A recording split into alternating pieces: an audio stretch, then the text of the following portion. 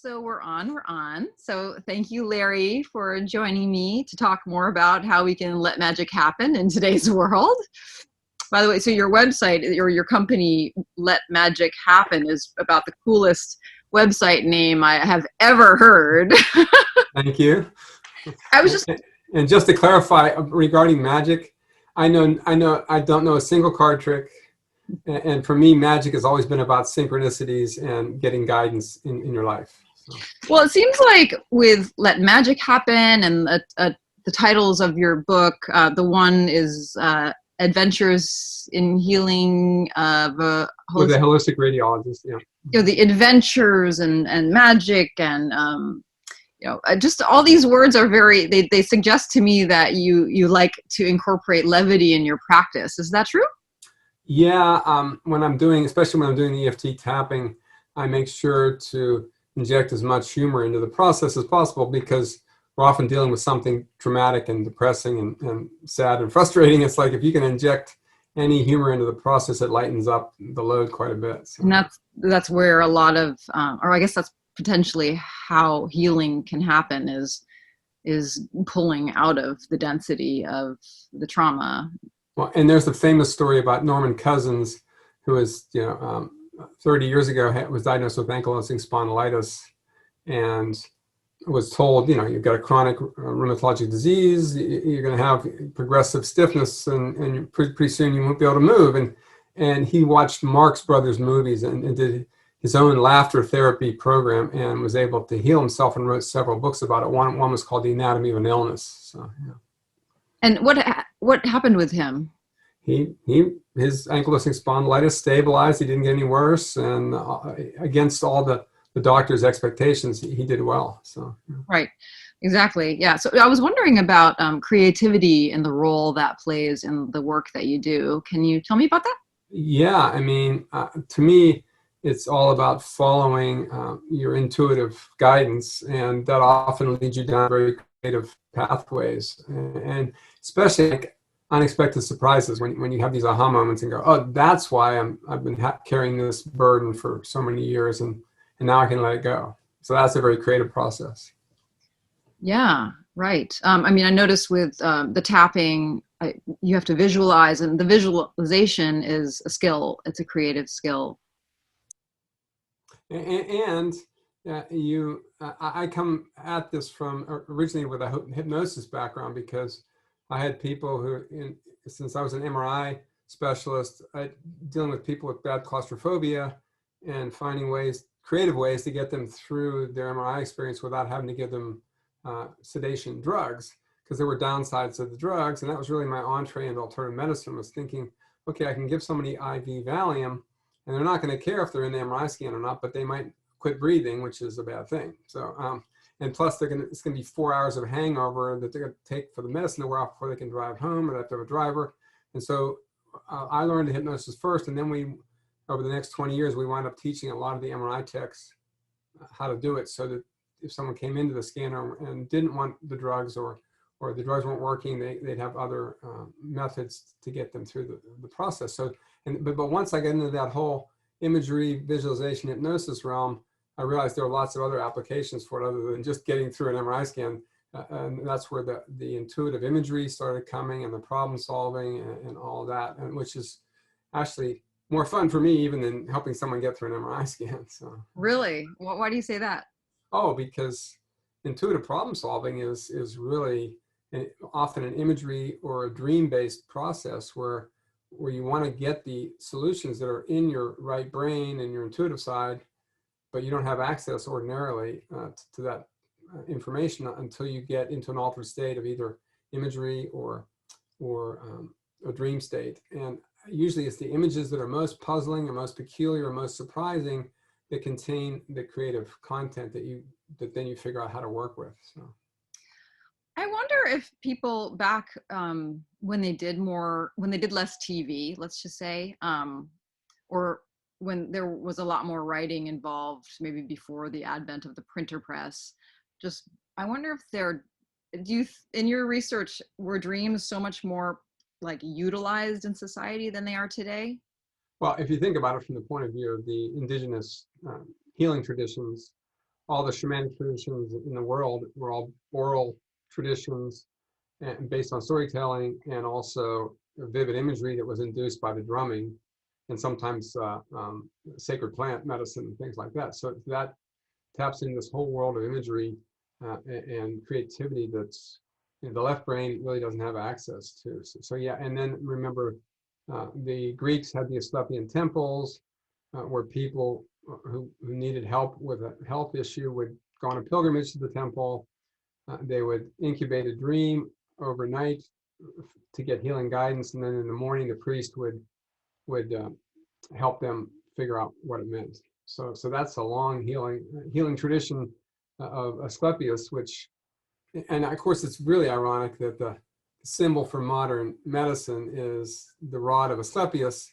It's on the, you know, the ambulances and pharmacies and all kinds of things, and people have largely forgotten that that's a symbol of dream healing, and it's like, oh, okay, yeah. Right, that's right. And also to make the distinction between the single snake is the Asclepian rod, the double snake is the caduceus from Egypt. So that goes back even further into the Hermetic traditions of two snakes. So yeah. Well, my mother was born and raised in Egypt, actually. So really? Oh wow. Yes. I've wanted to know a little bit more about. Well, her family's Armenian Syrian, having gone through genocide. It survived genocide, and God knows what other atrocious horrors. And I've just wondered a little bit more about how to sort of understand that more, but without going dark, I guess. Was that, how old was she when this was going on? Well, the genocide was about 150 years ago, or probably more. I should know my Armenian history. And then she was born and raised in Cairo. So they, let's say her grandparents migrated to Egypt. Okay, so there's a generational trauma that she's carrying, much like Jewish Holocaust survivors in the sort of the Armenian Holocaust. So,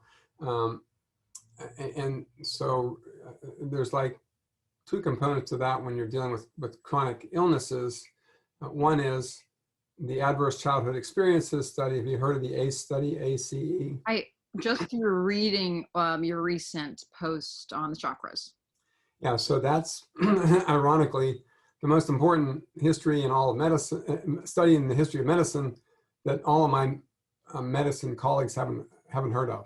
It's done by the CDC, 17,000 Kaiser Permanente patients, and they asked them what happened between the ages of 0 and age 18 of a traumatic nature, mainly childhood abuse and neglect.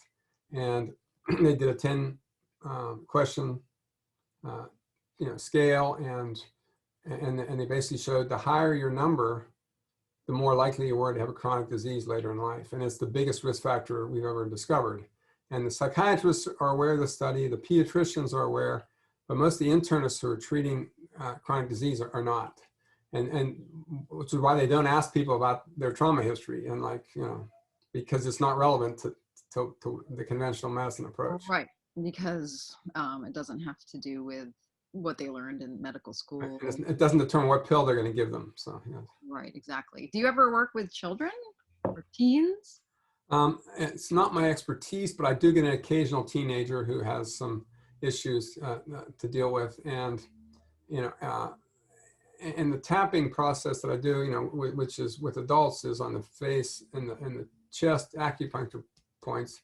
But for young children, you can do the butterfly tapping, which has been done in various trauma scenes around the world. It was done in Rwanda after genocide. It's been done in other places after major earth changes, disasters, earthquakes, and hurricanes. And so, yeah, that's called the butterfly tap. The kid talks about the terrible nightmares they're having, and they just do the tapping, and their charge on the trauma will dissipate. So that's the simplest approach. And they even have a Tappy the Bear, which has a bear with the acupuncture points on it, where you can teach the child to actually tap on that. But a lot of times you don't have to be that sophisticated about it. So right. my son is one of those very tactile children, and we've got, anyway, it'll be interesting to try that with him. He'd love it. And my daughter was knocking on my face when she saw me doing tapping with her. It wasn't ideal to do tapping with her in the room because I was interrupting myself. And I was like, man, I probably should get to the only positive step. But what a great thing for kids if they grew up tapping the trauma out of their bodies instead of carrying with them into adulthood and winding up with chronic diseases that they could have prevented years ago by dealing with their traumatic experiences. And that's why I always sort of say, if we're really putting our money where mouth is in terms of this knowledge, we'd be spending billions of dollars either preventing adverse childhood experiences or treating them right after they happen, rather than trillions of dollars afterwards cleaning up the mess. So.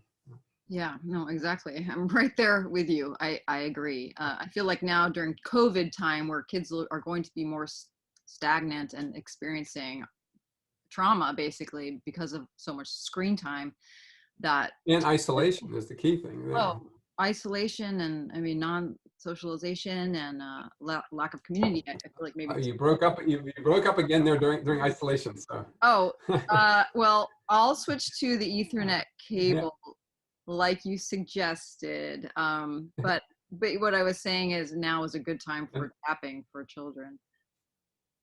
Yeah, definitely. And since you mentioned the Ethernet cable, I just, for anyone who's listening to this, and if you've been Zooming for 6 months on lockdown and notice when people's Wi-Fi breaks up, their transmission goes down, whereas people like me who are hardwired through Ethernet cable to the router have perfect transmission all the time. So that's just a teaching point. And plus it's good for your health because you're not being exposed to the Wi-Fi. So those are just things to keep in mind. And I am teaching a course on how to stay healthy in a 5G world, heal your home, heal your body, coming up later in November. So I'm definitely interested in that. I'd love to take that and learn more. What got you started on the EMF track? Well, again, it goes back to my MRI experience, because that's what got me into hypnosis, and it's also what got me into the electromagnetic field controversies, because I was on the National Society for Magnetic Resonance Imaging Safety Committee back in the late 80s and early 90s, and we were investigating, was it safe to put people in the MRI scan? Because we were brought up in radiology thinking about the hazards of X-rays, and those have very definite hazards. Ironically, Rankin discovered the X-rays in like 1896, around there, and the first papers on harmful effects of X-rays on radiologists who are working with them came out in 1936. So it took 40 years for them to recognize that they were causing untold damage. I mean, they would X-ray people's feet to see if they fit in their shoes. They would do all kinds of crazy things. They would radiate your tonsils to make them shrink and cause cancer and all crazy things like that. So here we are. MRI started really in around when I was finishing my residency, around 1980. So we're now approximately that 40-year span has been covered in the electromagnetic field exposure for humans. The good thing about MRI is it's a 1-hour exposure. So it's like a short-term exposure. Now, if that was an hour of X-rays, you'd be toast. But an hour of MRI, it goes into your body, gets absorbed by your hydrogen protons, and gets sent back out, and they make a picture out of it. So it's a reversible process. But a whole different story is if you were in the MRI for days and days and days, constantly being exposed, and your body would never have a chance to recover from that, and eventually would wind up causing damage like you might have from an X-ray. And so that's the situation we're in now with cell phones.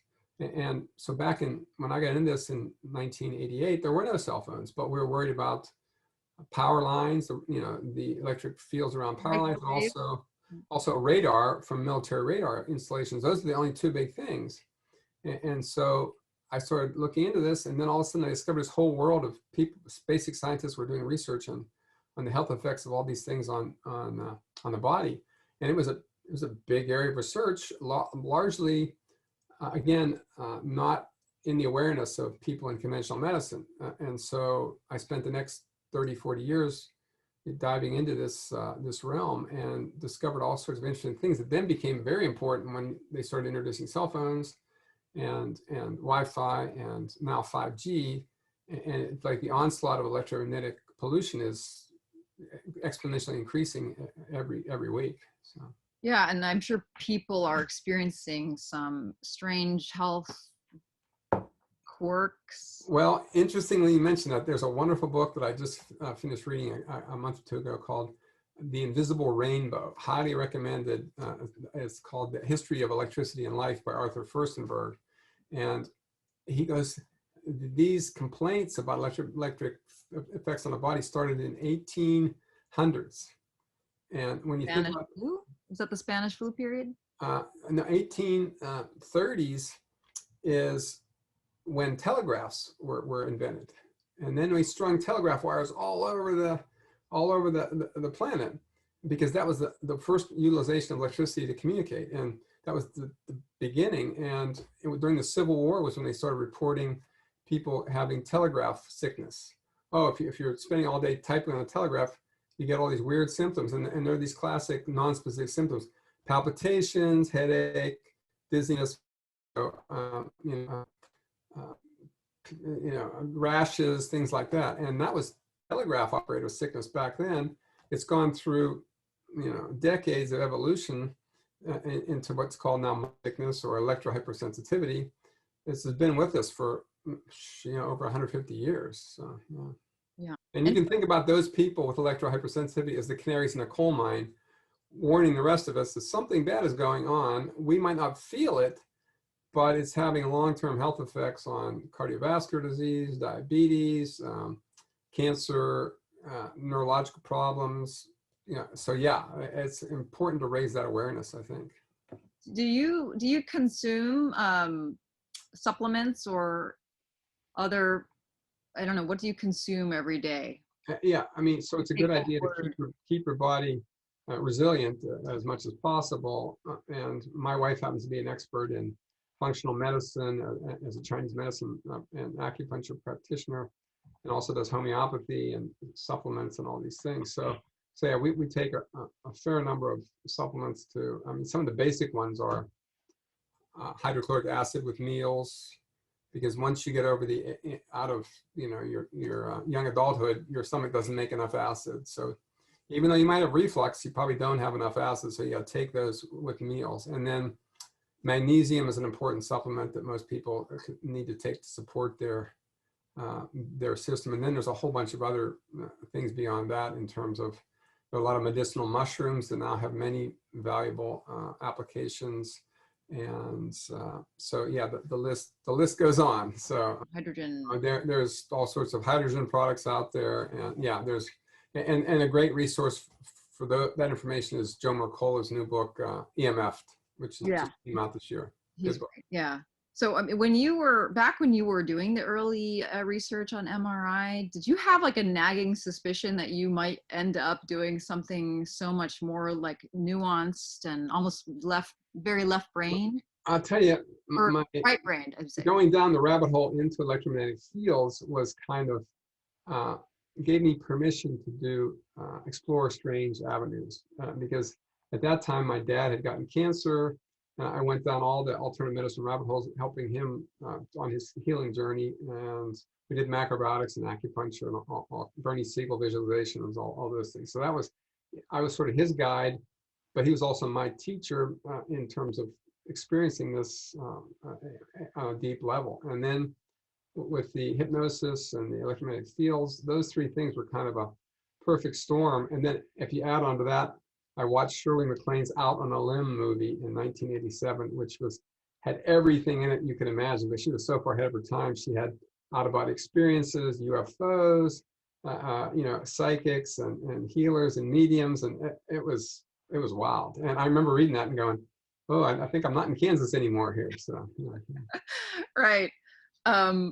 So, and then here you are now doing such interesting work. I was just going to ask you about like the genders, if it's different working with men, if you find women easier to work with when it comes to the tapping and dream work. Well, for the last 30 years of doing integrated medicine, it's almost always 85% women in the audience and 15% men.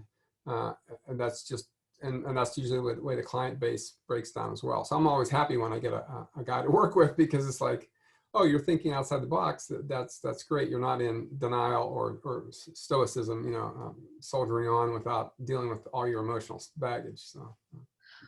Did you want to talk about how you incorporate EFT with dream work? Sure. Like I said, I started with hypnosis, was doing that mainly, you know, for MRI applications, but getting more interested in the other possibilities. And then started doing group visualization processes for, I ran a stress management class for Duke undergrads for 7 years. And so we did a lot of visualization work there. And then in 1998, I learned acupuncture. I took the UCLA acupuncture course, came back to Duke and practiced for 5 years.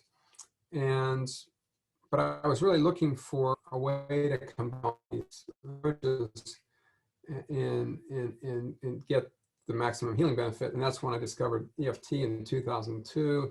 I was introduced by Cheryl Richardson, who's a famous lifestyle coach, and I'd never heard of it.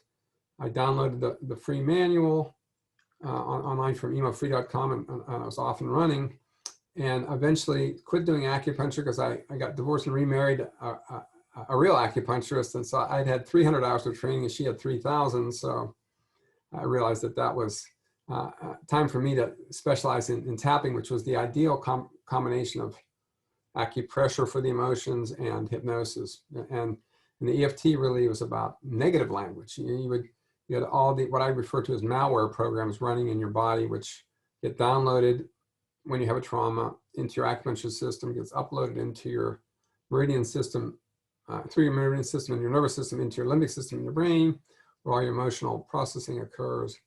And then there's a file up there for everything that ever happened to you. And there's a picture, a story, and this program that will run your body back to the original experience. And when you do the tapping, you just activate that file by saying the name of the file, this traumatic thing from whenever. And then the program starts to run, you start to have that flashback, and you start hitting the acupressure points, and it's like hitting the delete key on your computer, and you're uninstalling the program. And that's pretty much how it works from a neurophysiologic point of view. It's called memory reconsolidation. Every memory is only as old as the last time you opened it and looked at it. It's like a computer file. You open the computer file, you mess around with it, and you save it again. It's not the same file it was before. And that's how it works with tapping. So. Okay. And then as far as, if I don't know how you can narrow down how you work with dreams. Yeah, I can lead into that by saying that after I uninstall that program, then you want to install a positive program, and that's where hypnosis comes in. So I'll do hypnosis to install the positive program, and then with every client, I have them keep a dream diary, because I usually use my intuition and sort of the client's intuition, and based on their history, as to what they need to be tapping on, what's the biggest priority. And sometimes I'll get stuck and say, oh, you know, I'm not really sure where we're going from here. And I think of the whole thing as like a treasure hunt. Okay, you're going back into your past story to find places where you've lost energy due to some trauma, and then you just want to get that energy back. And in the shamanic traditions, that's called soul retrieval. You know, finding those parts that are lost. And then in dream work, sometimes I'll get stuck in the waking world of EFT and go, well, did you have a dream that you know, gave you any clue as to what we need to tap on next? And I'll also have people do a prompt when they go to bed. They write down their question, how can I heal my shoulder pain? And then whatever dream they get after that is related to that question. And then we look at the dreams and say, what's the most upsetting thing in this dream sequence? And it's usually the upsetting thing that tells you what you want to be focused on for the tapping. So the dreams and the tapping work really synergistically together. And there are a couple of us around the country who are doing dream work and tapping together. So. Yeah, well, it just so happens that I have a shoulder issue right now. I guess it's not a frozen shoulder. I noticed you have experience with that. I guess I'm assuming it's a rotator cuff, but haven't had it checked out or anything. So I should probably figure out what to do as far as using this tapping, since I'm starting to do it. I'm also starting a dream journal. You start your dream journal with question what do I need to know about my shoulder? You know, what's going on? What's it coming from? What can I do about it? You know? And that eventually, with some other work, will hopefully ease the pain. And then you can also, I tell people you can either use the dream symbols to get information, or pretend you're having a waking dream right now, and you're having a dream about having right shoulder pain. And then you start to interpret that like you would a dream. Okay, my shoulder pain, I've got shoulder pain. And then you could use something like Louise Hay's book, the Heal Your Body book, and you look up shoulder pain in there, and it says, you know, the metaphysical meaning of shoulder pain is about bearing burdens, you know, emotional burdens on your shoulder. So then you ask yourself, what emotional burdens am I carrying on my shoulder? Then you go right side, left side. Right side's the masculine side. So is there, you know, any male energy in my life that I need to shift? It could be my own male energy, you know, my ability to get stuff done and manifest things, or it could be a male, you know, isolation. So that's usually the place I would start. And then also ask, when did your shoulder pain start? It's like, was it this week or was it a month ago? And what was happening when it started? Right. So I don't remember, but it was about 4 months ago, mine. Yeah. So yeah, so think about, there's been a lot going on. Yeah, back in May or June, there must have been something that started this process. And it might have been a minor injury, like, oh yeah, I reached in the back of the car to get something and my shoulder has never felt the same since. Well, an injury should heal in a month or two at the max.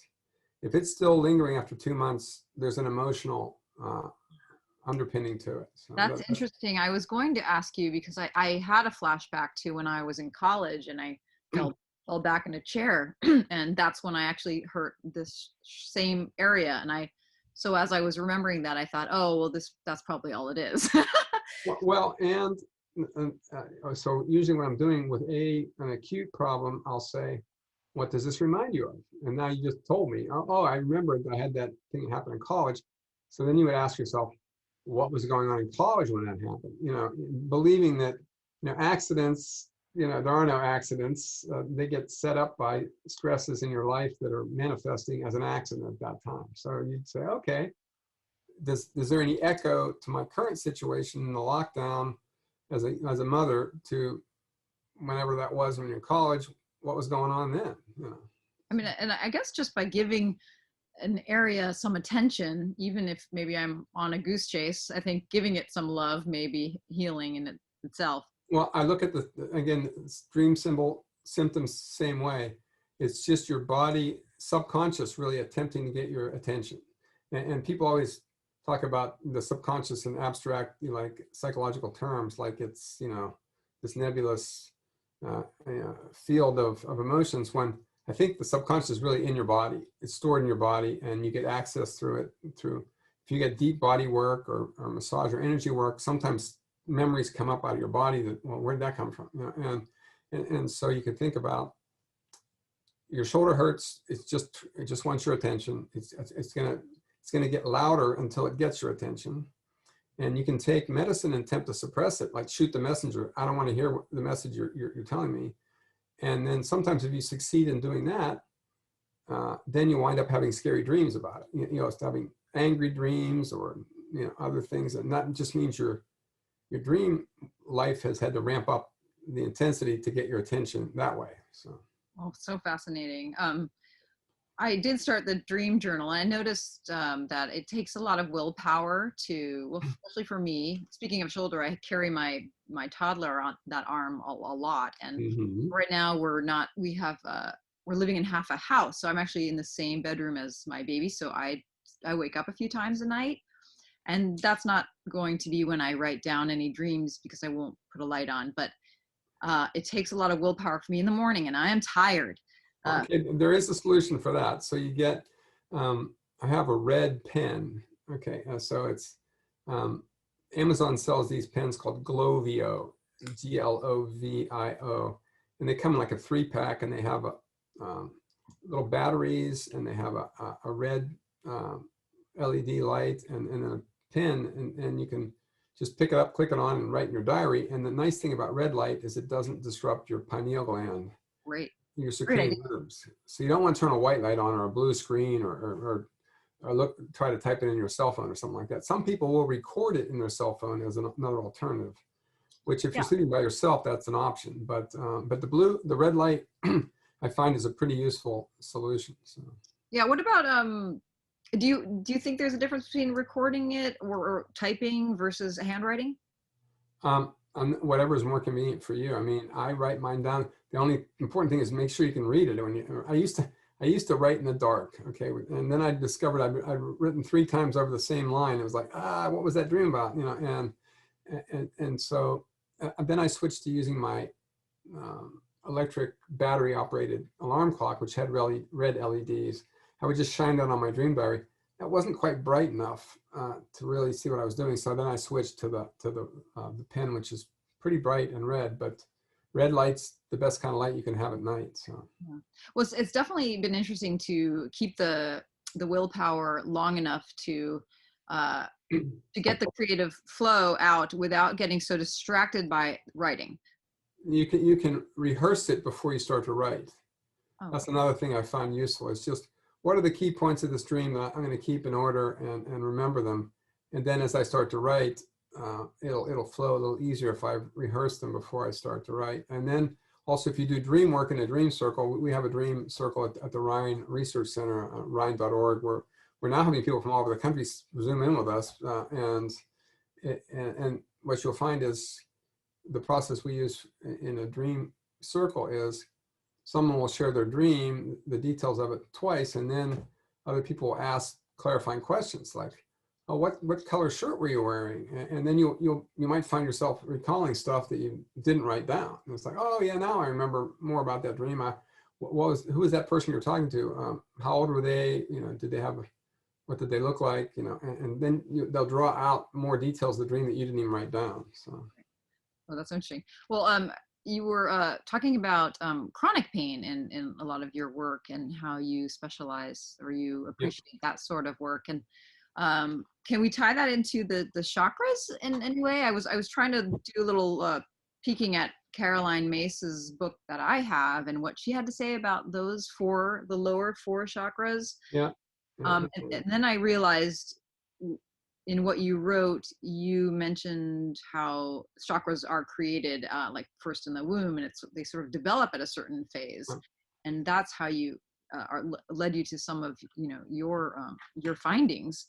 Yeah, I did workshop with Caroline Mace back in 1990, and that stimulated my interest in the whole chakra system. And her book Anatomy of the Spirit was really useful.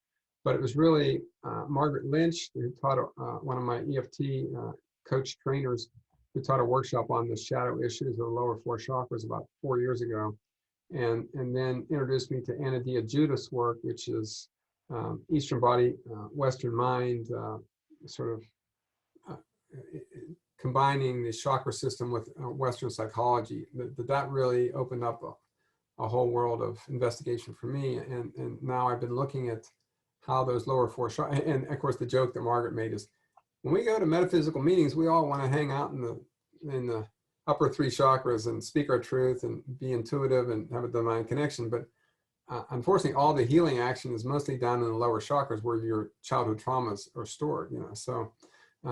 So she had us look at those and then look at the emotion that went with each chakra, and then I started looking more into the diseases that would occur at those chakras if that emotional imbalance occurred. So if you work your way up, the root chakra, the first chakra, is all about the first year, that first year of life when you're being born into a world that is really strange, and the only thing you know is, I want to be safe. And if you're not safe and you're in an unstable, dysfunctional family, you might have a lot of fear that gets stuck in that root chakra. And one of the chronic diseases that can manifest later in life is autoimmune disease, because, and you can also think about this from the dream perspective. I find that people with lupus and other autoimmune disease will have violent self-defense dreams where they're like shooting with a machine gun, attacking a bunch of attackers. And that's really a metaphor for what's going on in their body. Their immune system is attacking everything it can find, and sometimes it hits its own tissues by mistake in the crossfire. And so that's the metaphor for autoimmune disease, fear-based. And then the second level is second chakra, sacral chakra, is the think about what it's the terrible twos. I don't know how old your children are, but the terrible twos, if a toddler feels safe, great. What's he or she going to do? They're going to start grabbing for stuff, you know. And if you grab for stuff, there's a couple possibilities. One is your parents going to say, no, don't do that. And you're going to feel angry because you're pissed off, or they're going to say, shame on you, don't do that. And you feel guilty or something like that. But so for me, the anger is kind of the primal thing. It's like, no, I want that, you know. And you think, why do they call it the terrible twos? You know, it's like, that's the second chakra developing. And so it's one of the possible chronic diseases from that is chronic pain, particularly low back pain, which is right there at the second chakra, but not only low back pain, but other types of pain as well. And that anger gets stuck in your tissues. And Dr. Sarno, who was the physician who was famous for healing back pain, said it's all about repressed rage, basically. The second chakra is, you know, holding on to that repressed rage ever since you were 2. And then when you get to the third chakra, the solar plexus chakra, you're talking about moving into the preschool range, where you're starting to develop a little ego. You know, that's where your ego starts to form, and sometimes bad things happen to you, and your ego gets slammed, and your self-esteem takes a hit. So that's all about the self-esteem chakra, and you get shamed for doing stuff. And this shame is the big emotion there in the third chakra, and the chronic disease processes there are eating disorders, type 2 diabetes, those sorts of things that manifest with you know, imbalances of the third chakra organs, which are the pancreas, the spleen, the stomach. And then if you think about dreams that occur, both of those at the second chakra, you might have angry dreams, you know, and people just are acting out their anger and their pain in their dreams. Whereas the third chakra, I had in my Dreams That Can Save Your Life book, I had a wonderful woman who was reporting her dreams about having pre-diabetes. Before she was aware she was developing diabetes, she started having dreams about sugary things that were out of balance. And she had this one intricate dream of a cornfield, but the ears of corn were instead of corn, they were little skeleton heads, like death heads, you know, on the corn. And when she realized that, she realized, oh, I think those are warning me to not eat any high fructose corn syrup because it's deadly stuff. So that was her interpretation, which I thought was brilliant. And then when you get to the fourth chakra, you're dealing with you know, being basically in grade school. And when you're starting to develop relationships, you become a little social being. And of course, what inevitably happens, some of those relationships don't work out. You know, someone, you know, betrays you or beats you up or whatever, and then you have a lot of grief of the loss of that relationship. So grief is the emotion that's imbalanced in the fourth chakra, and that leads to lung, heart problems, and also sinus problems and postnasal drip, because in Chinese medicine, the metal element of the lungs is connected to the sinuses. And if you think Louise Hay's point of view, it's inner crying, the tears stuck in your sinuses running down the back of your throat. So those are the lower 4 chakras, and that's where I am right now. I'm starting to think about the 5th chakra because I do have a lot of people with neck pain and thyroid problems, and that's about speaking your truth. So the shadow side of speaking your truth is either you've been suppressed from speaking your truth, or you're in denial about what you need to say, or you're lying to yourself. So those are the shadow issues up there. So. Right. I wonder what you would say to somebody, you know, like my father, who has so much nasal, postnatal sinuses and respiratory issues, and he'll say, well, I was raised in a house with a lot of secondhand smoke, and you know, they'll just kind of, what if you... Well, I mean, emotional triggers are valid, and plus also ask people if they want to get off dairy as a trot, because sometimes dairy causes mucus in the sinuses. So if they get off dairy and they clean up all the smoke in their house, then you have to ask them, well, what grief experiences did you have when this started? And they'll often come up with, oh yeah, you know, so-and-so died, or there was a genocide, or something horrible happened, and I've been grieving ever since. And that's stuck in their body, and it manifests that way. And they will have dreams about deceased loved ones, you know, after death communication. When that happens, I reinforce that as well. You know, that's a form of after death communication. That can be a very healing experience for you if you embrace it as a real communication. And sometimes then those people will be, they're in your energy field, they'll become your spirit guides, and you can talk to them whenever you need to. And sometimes people's sinuses clear up, once they tap on that process. Wow, that's so interesting. What is parapsychology? Can you explain that to me? Yeah, so I've been involved with the Ryan Research Center for the last 20 years, which is Dr. J.B. Ryan was the Duke professor who coined the term ESP way back in the 30s and developed the Zener cards, which are the 5 little symbols that you use for ESP testing. And he really put Duke on the map way back then, internationally famous for the ESP research he was doing. And that organization moved off campus in 1964 and is now independent of Duke. And I was the board president about 13 years ago for a year. And I've been doing, my research there is mainly focused on dreams, and also working with people like Carolyn Mace and other medical intuitives.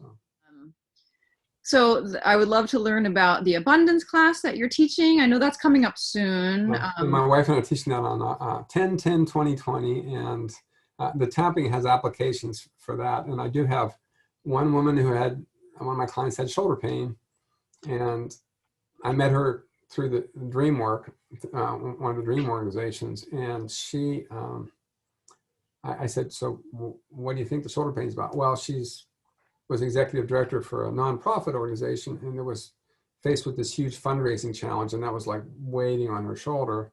And so we tapped on that particular issue and gained some insight into what burden she was carrying. And then I walked her through my favorite abundance process, which I can do with you right now. Okay, so I'm going to pull this out.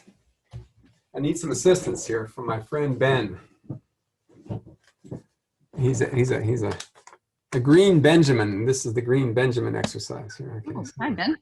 So you see Ben, he's on a $100 bill, and then you say, do you carry one of these in your wallet?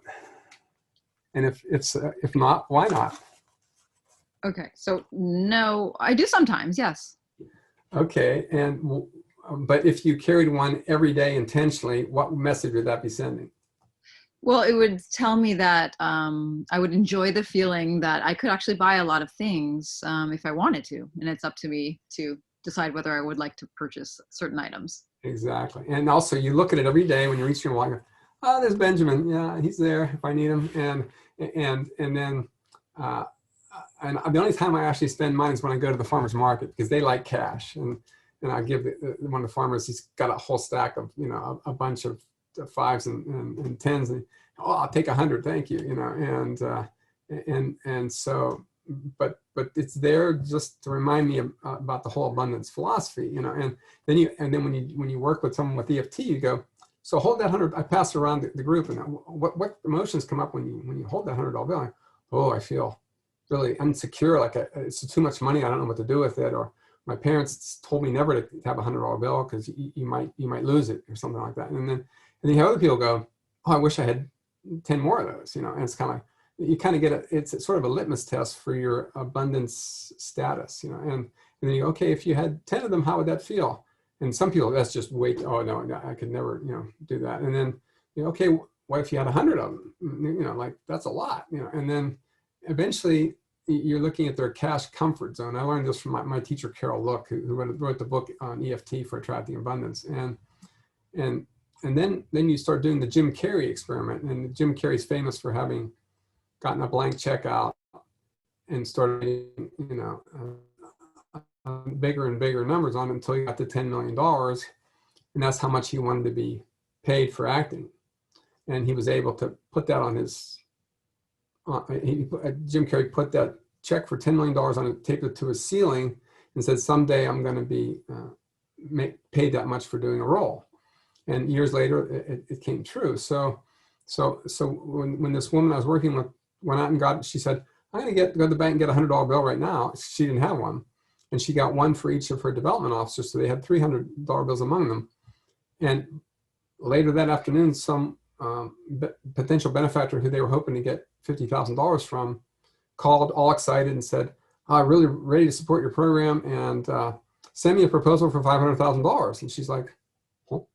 Kind of and her development officers say, No, we wanted 50,000. No, she says 500. So they sent it in. A month or so later, she got $500,000 from that benefactor. And then later that week, there was some long shot government grant they were hoping to get for another $500,000. That came through too. So one Benjamin wound up with $1 million a week later. So that was kind of cool.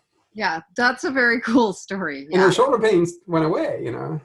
Oh, I need to definitely take some pointers right now for sure. I also did. I've had some shingles outbreaks for about 8 years occasionally. And when I started doing the EFT after watching your video, the next day I got a shingles outbreak. Well, whatever's in there is wanting to express itself and get and move through your body. I think about everything in terms of energy, and emotions are a form of energy. And if you break the word emotion up into emotion, energy and motion, the whole concept of chi flowing through your body through the meridians, it's kind of mysterious energy. But if you think about it as emotions moving through your body, the whole idea is they need to keep moving. If they get stuck, you get symptoms. And the classic poem that we use in the mindfulness meditation programs is by Rumi. If you've heard of the guest house poem, Maybe his most famous poem, which is, "This being human is like a guest house. You know, welcome every visitor who comes, whether it's a wonderful joy, a great sorrow, a terrible anger, or a belligerent, you know, fear. Even the most angry burglar, welcome him, and who might strip your house clean of everything, leaving you open for the next delight." You know, so that's a paraphrase of the poem, and the key clue to the whole thing is the title. It's a guest house. These emotions can come, they cannot stay. They come and they go, and that's the secret. Really, is if you want your body to stay healthy, the emotions need to just move through you. I'm just reading Michael Singer's book, which was recommended to me 15 years ago. It's called The Untethered Soul, and he talks a lot about that process, which is over 1 million copies sold. And when I talk to my friends who are on this healing path, like, "Oh, Michael Singer, yeah, that was a great book." So you might want to recommend that to your followers. Okay. Yeah, definitely cool. If you could give advice to a young adult nowadays that you may not have given advice to, like the advice may have changed from 20 years ago, what would that be? I would say that your emotions are sacred messengers, and you need to honor them in that way, just the way you honor the symbols in your dreams.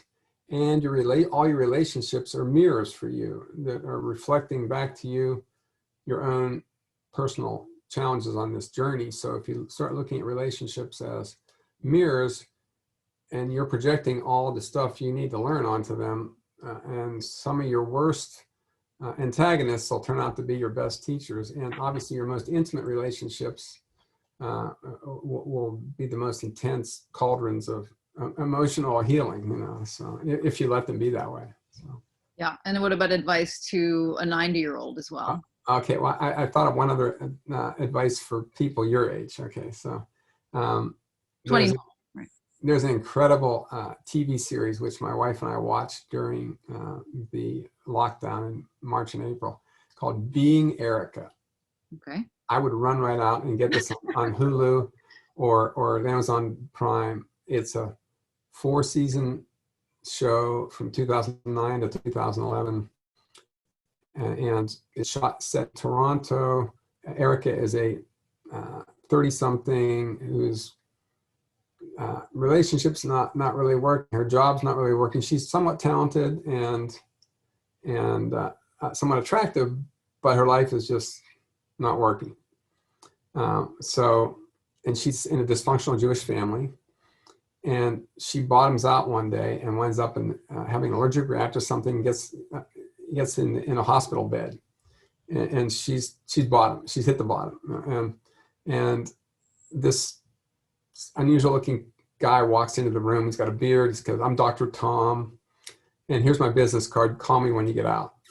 And so then he just disappears. So she gets out of the hospital the next day, wandering around the streets of Toronto, and finds a strange sign for his office, and walks in. It's kind of a eclectic, metaphysical, Jungian type room. And she says, well, how much does it cost? How much does therapy cost? Oh, his business card, by the way, said, the only therapy you'll ever need, results guaranteed. Okay, so that was on the business card. And so how much does it cost? He goes, oh, there's no charge for this therapy. You've been selected for this therapy. I was like, oh, okay. What's the catch? He says, no catch. You just got to write down a list of all the regrets in your whole life, all the things you wish it had happened differently. And so she's busy, gets out her list, and she's got like 30 things that she's, emotional baggage she's carrying around. And he grabs the list and says, oh, let me just scan through. Oh, how about this one where you were 10 years old at your bat mitzvah or something? And she goes, oh yeah, that was bad. And I would have, knowing what I know now, I'd do something completely differently. So he goes, okay, now's your chance. And he like clicks his fingers and the room swirls around, and she goes in a time machine back to that time in her life. And there's a young actress playing her then. And then, so she has this intention about how she would have done it differently. It never works out that way. Something disastrous happens, something different happens, but she learns the important lesson from that moment in her life that changes her behavior in the present. And you see her do this over 55 episodes. And it's an upward trajectory, but it's up and down, up and down. And it's just the most amazing healing TV series anyone's ever put together. And watching her grow through this, and all the relationships with her, sibling relationships, parental relationships, lover relationships, it's all in this movie. And all my clients watch it. And I tell them, just be prepared. You're going to want to tap while you're watching Being Erica, because she's going to trigger all your stuff. And my wife and I are going, oh man, we watched that. And it's like, oh yeah, I regret that. I wish I hadn't done that. Oh, Erica, don't do that. No. And you're going to ruin your life, And I had one lady who was like 70-something-year-old Jewish lady, locked down in Brooklyn in April. I said, watch Being Erica. I think you might like it. In the first coaching session. Second coaching session, I go, what'd you think of Being Erica? She goes, yeah, I finished it last night. I was like, huh? So she binged all 55 episodes in 1 week. And I said, what'd you learn? She said, I know why all my relationships are not working now. And I go, oh, good. And then I have other clients that get to the end and they're so sad that it's over, they start over again. So it's just, I would watch that over and over and tap while you're watching. Yeah, making your job a little easier, but you're gonna cycle through clients faster. It's definitely corrective work that you do. Yeah. And it's fun. And this show is so much fun. It's just amazing. So. I'll try to find that. And before we go, remember, before you go, there's no try, only do or do not. You will find Being Erica, or Yoda will come after you. Right. Okay. I will find that for sure. First, I'll get the Ethernet code, then. And by all means, watch it with your partner. I mean, because it's going to trigger all the stuff that you've got going on. Yes, and he needs some work for sure. So there you go. And then before we go, if you had advice for a 90-year-old today, what would you give? Oh, I would do a lot of work around my fear of death. And I've written several blogs on what I call the spiritual alphabet soup of death and dying, which is after death. ADC is after death communication. The most popular one is NDE, near death experience. Then there's also SDE, which is shared death experience. And the most important thing for a 90-year-old is NDA, or nearing death awareness. And those, delving into the books on those 4 topics, almost guaranteed to take away your fear of death. And people who've had an NDE have no fear of death, but people who read their books, their fear of death starts to dissipate.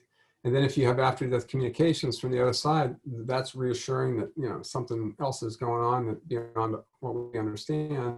And when you have nearing death awareness is when people who are within the last month of life start to have visions and dreams about traveling, or time to get in line, or grandma and grandpa are here waiting for me. It's called the welcoming committee. When you get into that realm, then your fear of death goes away. So.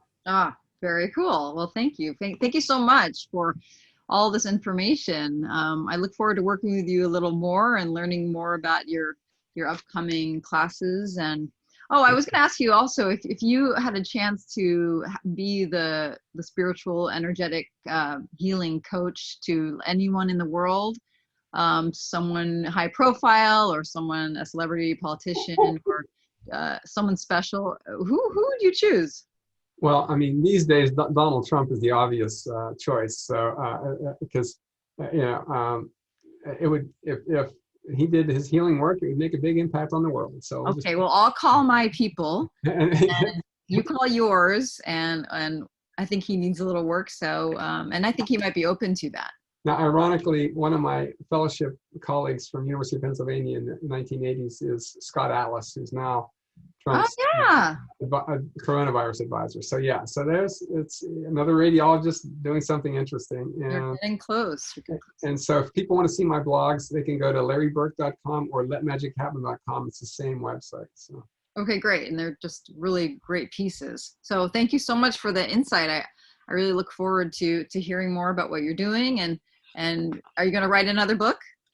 at some point, probably when the spirit moves me, and that may be soon. So we'll find out. Yeah. So, but Dreams That Can Save Your Life: Early Warning Signs of Cancer and Other Diseases was the last one, right? Yeah. Mm-hmm. Okay. Right. So we will look into that and more. So thanks so much for talking. I'll be in touch soon. All right. Fun connecting, and get that Ethernet cable right away.